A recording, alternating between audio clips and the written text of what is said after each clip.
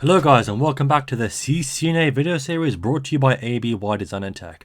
We're now on to subnet example number 2. So let's jump straight in. Okay guys, Company X wants to create subnets using class A network 10.0.0.0/A. They need 3000 subnets with 500 hosts per subnet, leaving room for host growth, which meaning if we have some bits in our subnet mask left which are neither host bits or subnet bits, well guess what, let's just give those bits to the host because they need it, because we need to have room for growth. Now again, this is just an example. I don't think you'll ever see a network in real life. Actually, I'm 99% positive you will never ever see a network in real life with more than 500 hosts because of broadcast, but again, this is just an example. So guys, pause the video, go through this example. Once you think you've got the answer, then play it and then we'll go through it together. Okay guys, so welcome back. I'm assuming you paused the video, you tried it yourself, and now you want to see me work through it. So again, just to speed things up, I've already written out the IP address or the class 1 network and the subnet mask in its binary equivalent. Okay, again, if it's decimal, it's going to be 255.0.0.0. But again, we rewrite out the class 1 network and then the class for subnet mask in its binary equivalent, or in its binary format. Sorry. Now we need to work out how many subnet bits we need and how many host bits we need. So, subnet bits, how do we get 3000 using binary? So again, 2 to the power of 8, that's going to be 256. 2 to the power of 9, that's 512. So again, I don't have to start all the way from 2 to the power of 1 because I already know that, okay, let me start with something that we know higher up. 2 to the power of 8 is going to be 256, so let me start there. 2 to the power of 9 is 512. 2 to the power of 10 is 1024. 2 to the power of 11, that's 204A. 2 to the power of 12, that's 4096. Let me just go through my math again just in case I got it wrong. 8, 9, 10, 11, 12. So I need 12 subnet bits, or 12 bits to represent my subnet part of my IP address. Host bits I need to have, well, 9. That's pretty easy. So 12 plus 9 is 21. 21 plus 8, because obviously we've got 21 bits plus 8. That's going to leave us with 29, which means I've got 3 bits left over. Now those 3 bits, we need to leave room for host growth. So those 3 bits are going to be assigned to the hosts. So those are going to be host bits. So in this case, we're going to have 12 host bits. So 24 plus 8, that's 32. So they're the 32 bits of our subnet mask. So now what I'm going to do, I'm going to remove these host bits. So we need 4 here, and I'm going to make them into 1, so they represent our subnet. So dot 1, so 1, 2, 3, 4, 5, 6, 7, 8, dot 1, 2, 3, 4. So now the first octet represents our network. That has to be the same for every single subnet. The second octet and parts of the third octet, they represent our subnet part, and obviously that is going to change. That's the octets that we can change to represent our different subnets, and obviously the last 12 bits are going to be representing our host part of our IP address.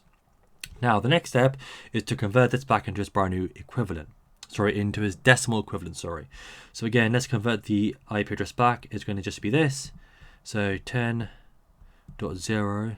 let me just change my pen so that you can see that, guys.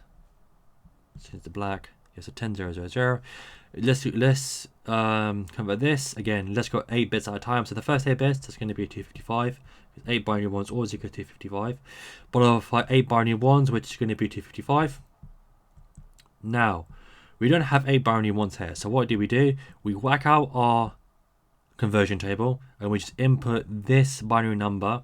So 1, 2, 3, 4 followed by 4 zeros, and this tells us 2 things. This tells us our increment. So to find out the next subnet, I have to increment by 16 in the third octet, and then obviously once I get to, let's say, .240. So in this case, let's say I'm incrementing in the third octet by 16 each time, and I get to this subnet 10.0.240.0.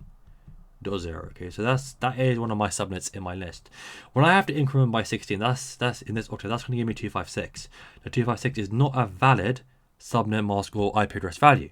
So in this case, once I get to 256, I don't write 256 here. I increment by 1 in this octet, and I set this octet back to 0. So in this case, my next subnet would just be 10.1.0.0. And the reason why I can increment in the second octet, is because that entire octet represents the subnet part of our IP address. So again, the subnet part we can change to represent our different subnets. The network part has to stay the same. So now that we've worked that out, we need to work out our subnet mask octet, the value of it in decimal. So 128. So wherever I see a 1, I just add the numbers together. So 128 by 64 is 192. 32 is 224 by 16 is 240. That's going to be 240.0. So that's brilliant. So we've calculated all of that. Let me just rub out this binary maths because we don't need that anymore. We've worked out our subnet, how many bits we need, etc. Now let's begin to list out, but incremented by 16, our list of subnet IDs. So we begin with 10.0.0.0, and then this is going to be, so plus 12 is going to be, so A plus 12 is going to be /20.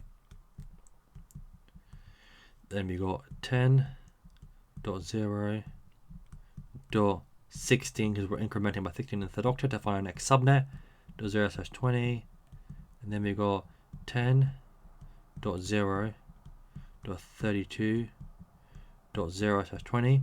So I won't go any further because you guys are getting the idea. Now we need to work out our first and last usable IP address. So we just add 1. So if I want to work out the address range for this subnet, I add 1 to the 4th octet, which gives me 10.0.0.1. And then to work out the last usable IP address, I just go 2 IP addresses less than this subnet ID. So I go 2 addresses less than the next subnet ID. So in this case, if I subtract 2 from here, what that leaves me with, I have to change this to 15 and then subtract 2 addresses, which gives me 10.0.15.254. Because 2 IP addresses less than 10.0.16.0/20 is 10.0.15.254. Because remember, each IP address octet or each subnet mask octet can only have a value between 0 and 255. So one IP address less is going to be 15.255, which is our broadcast IP address for this subnet. And then one less than that is going to be 15.254. So that's 2 IP addresses less than this subnet ID. And then just so we can get this point hammered through, let's work out the IP address range for this. So 10.0.16.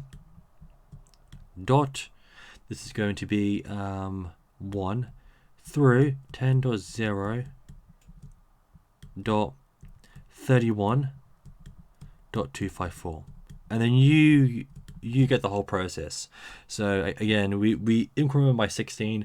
If we were able to get to, let's say, 240 in this third octet, then we can increment the next octet by 1 and reset the octet back to 0. Just like if we were counting from 1 through 9. Once we get to 9, then we increment the next column by 1 and then start off again at 0 in that rightmost column. So as you can see, subnetting is actually very, very simple. We've gone through 2 examples and they're very, very simple. You guys are probably getting the hang of it now. However, from doing these examples, doing this practice questions, you're thinking, wait a minute, Abda, there are a few things that we can change to speed up this process. And guess what? You would be right. So in the next video, we're going to not only go through another example, but we're going to look at how to speed up the submitting process. If you found this video useful and would like to see more content like this, then please subscribe to my channel. And thank you very much for watching.